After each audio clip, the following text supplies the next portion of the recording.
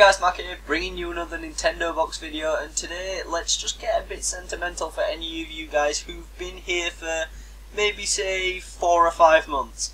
And if you were there for then, you might know of a video that I made about Rayman, and it was about him possibly being in Super Smash Bros, which as we know never actually came to fruition. It was simply just a trophy.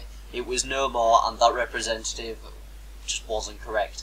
But let's pan forward to now again, and it looks like Rayman may actually be in Super Smash Bros. There's been a 4chan leak, which granted may not mean anything at all, but it could be true, to be honest, because I don't know, some of this kind of seems a bit convincing to me. Granted, it's just a 4chan leak, so it doesn't really mean anything, but as much as you can't really get anything from the kind of intro screen of the characters, that looks pretty legitimate to me. And then if we just click onto this character select screen, and you've got this thing that really sells it to me, and that is that Mewtwo's render is there, and that's one that I've actually never seen of Mewtwo ever before. That's the first time I've ever seen that render of Mewtwo, and I blooming love Mewtwo. He's probably my favourite Pokemon, and I'm really excited to get him in DLC for certain, although I'll have to pay for it because I don't have the 3DS. But back to the main story here, guys.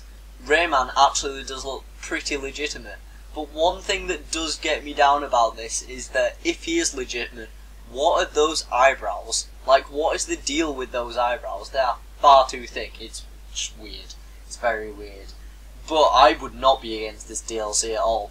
They also show off, like, the main character portrait, and it's got one of the enemies from Rayman in the background as his character icon, and it looks pretty cool, guys. One of the details that they have said, and some people have disputed this fact of how true this actually is that it does look like there's a bit of a lip on the text for Rayman, and it definitely does look like there is a bit of a lip, but I don't know, call me gullible, but I actually do believe this, and part of that show is because I just want to believe this, because I think he'd be a really interesting character in Smash. Plus, I really love the Rayman games. Rayman 3 is one of my all-time games ever, and then Rayman Legends was awesome, and I loved that game to bits.